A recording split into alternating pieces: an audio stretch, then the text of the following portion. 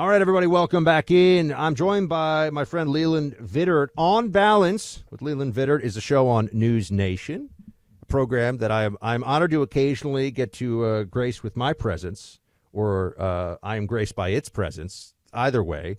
And speaking of presence, I'm here in our DC studio, and I am feeling like a fraternity bum or something. This guy comes in here dressed like Gordon Gekko. This is the difference between TV and radio. I'm wearing like sweatpants and a fleece, and Leland comes in here, crisp as $100 bill, ready for television at a moment's notice. So I'm just saying, good for you, my friend. It's respect. Respect. You gotta do it how you do it. We've got this book. It is doing very well. Born Lucky: A Dedicated Father, a Grateful Son, and My Journey with Autism. This has really struck a chord with people. Tell everybody a bit about it. So, Buck, Born Lucky is the story of my father when I was diagnosed with autism, choosing to adapt me to the world rather than the world to me. So this goes back to the 1980s, and this book is for every parent of a kid having a hard time. Doesn't matter if it's a parent of a kid on the autism spectrum, ADHD, anxiety, social issues, bullying at school. It is proof to parents of how much agency they have and how much hope there is for a loving parent to really dedicate to their kid and help their kid be more and achieve their full potential in a way they never would if they listened to the experts. Tell me more about that part of this. Like, what are some of the hurdles, the artificial hurdles that are put in place by expert opinion about autism, how to deal with this? And what are some of the things? There is a movement in America, and the experts will tell you, to meet kids where they are, right? So you just sort of put little Sally in bubble wrap and tell her that she's perfect and everything's great and we're so proud of you and everything else. 1988, 89, my parents are told that I have to be evaluated. So they take me to one of those little medical centers. You're a new dad. Worst thing a parent could possibly hear, right? So they take me to one of these little medical testing centers, linoleum floors, old magazines, stale coffee, whatever. The woman comes back with me after 2 hours. They're nervous. And the woman says to my parents, "We have no idea what's going on inside his head." What can I ask? What were some of the signs? Right. Like, how did you know? Exactly. Or how did they know that you needed to be tested? I had terrible behavioral issues. So if a kid touched me in the lunch line, I'd turn around and slug him. I had awful behavioral issues, sensory issues. Couldn't really wear a lot of clothes or socks or anything else because I didn't like how it felt on my skin. Big learning disabilities. So from the IQ test, 2 halves of an IQ test make up the average of your IQ. Buck doesn't have to do an average. His is additive. It just goes very high. Mine was half genius, half mentally retarded. So 20-point spread on your IQ test is a learning disability. I had a 70-point spread. And the woman said to my dad, "Look, there's not much you can do." And my dad goes, as any father would, "Anything we can do." And she goes, "Generally not. Got to meet him where he's at." And my dad said, if I meet him where he's at and I adapt the world to him and I give him extra time on tests and behavior modification plans in school and tell everybody what's happening, he's not going to know how to operate in the real world. So this was my dad's quest to adapt me to the real world. What were some of the things that in that process he learned? Yeah. And congratulations to your father. I mean, I also I have no personal experience of anyone in my family with autism. I have people in my extended family that have serious mental health challenges, people who have I have a second cousin with Down syndrome, but I've never experienced somebody close to me with autism. And so my knowledge of it is really just from reading, picking things up in the media. We'll hear about the spectrum. What are some of the things that your father had to learn and had to understand to push you through this process? It's a great question. And this was much less about autism, because at the time autism was really not understood very well, to a father leaning in and saying, I am going to push my son to be more, right? So he knew I couldn't get self-esteem from school because of learning disabilities. I wasn't going to have any friends, so I couldn't be the popular kid. And I couldn't do athletics because I was completely uncoordinated. So at 6 years old, he started me doing 200 push-ups a day as a way to start earning self-esteem. 200 push-ups a day, 5 days a week. Now, what expert would ever tell a parent to do that, right? But it was to teach me effort in equals real results and real achievement. He was big on character. He said the two things you can control are your character and your work ethic. That was something that he forced me to take a lot of pride in. And then it was trying to teach me almost minute by minute the social skills that come naturally to people and the human equation. So he would take me out to lunch with one of his friends. I had a lot of free time because no kid wanted to hang out with me. And we'd show you in Born Lucky, he would take me out and he would sit me down at lunch with one of his friends. I'd start talking to the guy and badgering him, and my dad would tap his watch. And that was a signal for me to stop talking, number one. But in Born Lucky, then we take you into the post game, right, where he would sit there and be like, okay, when Mr. Sexton, never Buck, never by a first name, but when he was talking about his new child and his dog, why did you want to talk about how many commercials are in his radio show? I don't know, Dad. I thought it was interesting. Well, what do you think Mr. Sexton wanted to talk about? It was this minute by minute teaching of the human equation. Emotional skills, yeah. My emotional intelligence was about near freezing level. My EQ was freezing. So how long did it take? I mean, I wouldn't have known from. I mean, we've known each other professionally. Dude, we're getting old. I think I probably met you a decade ago, so it's been at least, yeah. Yeah, I mean, it's been a long time. I did your show at Fox a long time ago. I would not have known. And again, I'm somebody who. There's a lot of people listening who have autistic children or grandchildren or have dealt with this themselves, so they have a much higher understanding of it. But in layman's understanding of it, I would never have known that you struggled with autism.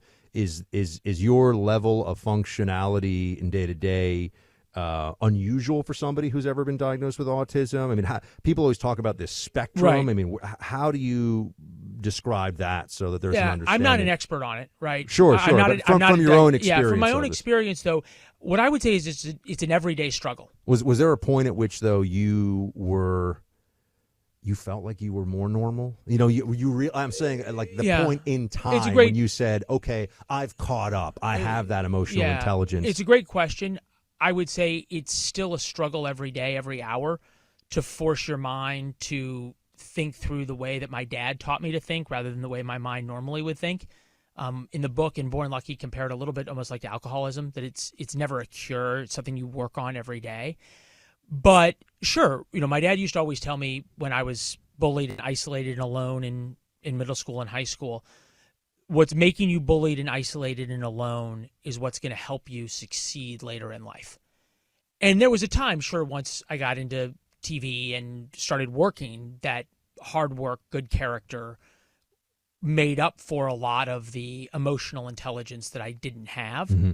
But certainly it's something I still deal with every day. So this was a progression over time. We're speaking to Leland Vittert.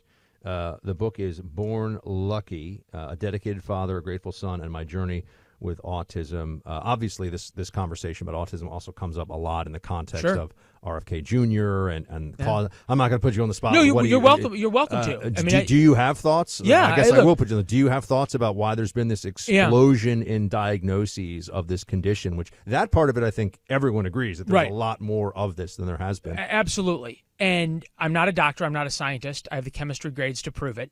So I won't discuss Tylenol dosing. You don't want to hear from me on that. But I think it's fantastic that this is now the scientific question of our time. 1 in 1,500 kids when I was diagnosed, now 1 in 31, 3 times higher for boys, and higher still in poor and minority communities. This should be the scientific question of our time. And look, you're a new father. If my wife was pregnant, I'm newly married, and you said, hey, check a box, your kid can have autism or not. Every parent, prospective parent, is checking no, right? Yeah.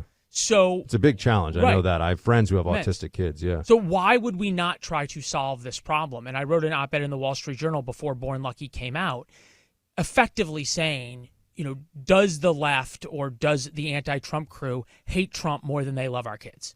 Because if all you're going to do is demonize RFK and Trump on the search for this answer, that's the only explanation. So you believe, obviously, that the public focus, the Trump administration focus on this is clearly a good faith effort to try to get at an answer that we should all want. But of course, this becomes politicized because anything Trump and RFK Jr. now are involved in, people view through a partisan lens. Right. Everybody views everything now in America through a partisan lens. And I think part of the reason Born Lucky has gotten such a tremendous response, right? We're now in our 3rd printing in our 1st week, is because it proves to parents how much hope there is and how much agency they have. And no one is telling parents that, whether it's autism or ADHD or anything else. I had a parent come up to me and say, your book speaks so much to me. And I knew both of these women's kids. They were both very successful college athletes at an Ivy League school. I said, your kid didn't have a hard time. He said, oh, well, my kid had a nut allergy. And they told me when my son had a nut allergy just to pull nuts out of every classroom that he was going to be in. And instead I said, I'm going to desensitize him to nuts. So that is the Born Lucky story, just through various different challenges that every parent faces. So now I'm one of these people that is particularly interested in the book because it resonates with me, and I'll tell you why. As I say, so you are in our business, just to be employed is, I think, successful, right? I mean, no, really. I mean, to be, that's true. You have your own show. I share this huge platform with Clay. The fact that we get to do what we do is you're beating the odds, and very blessed and very fortunate, right? But you're a TV presenter, and so your ability to connect with audiences is your currency in one way or another, right? That's the way it works. I'm a radio host. I had a speech impediment as a kid. I had a speech impediment, and it made me so uncomfortable. I mean, I would mispronounce my own name, made me so uncomfortable that they thought about pulling me out of school. And it was my mother who really stepped in and said, no, I will work with him. No, we will figure this out. And I went to speech therapy, and I had tutors after school and all of this, because she didn't want me to be one of those kids who felt like he couldn't be with the other kids. Bingo. And that was I will never be able to thank my mother enough for that one. And the story that I always tell is, here I was, a kid who could not pronounce his name. True story. I could not pronounce my own name in first, second, going into third grade. Constantly made fun of for that. And here I sit on a microphone. We're speaking to a few million people right now. Something 2 to 3 million, depends on the day. I'd say you've done pretty well, Buck. And so radio, which is obviously about the ability to verbalize and communicate, is how I make a living. And I started out with a speech impediment. And then with the tutors, by the way, they got me to the point where I was about 2 years ahead of grade level in terms of academics within 18 months. Right. So went from you can't speak, you need to go to a special place, you can't stay with your friends, to my mom saying, just like your dad did, we're going to figure this out. And I think that really does resonate with people.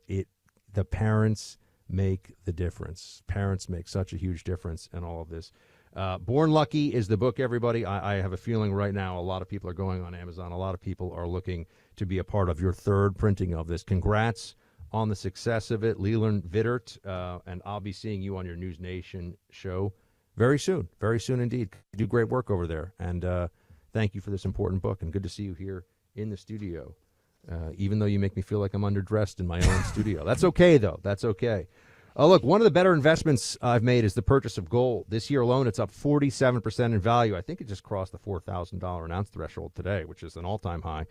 It's not slowing down, folks. Goldman Sachs is saying it's going to go higher. I mean, a lot of people see this as just the continued thesis of gold has value in a world where the printing presses of the central governments are going off.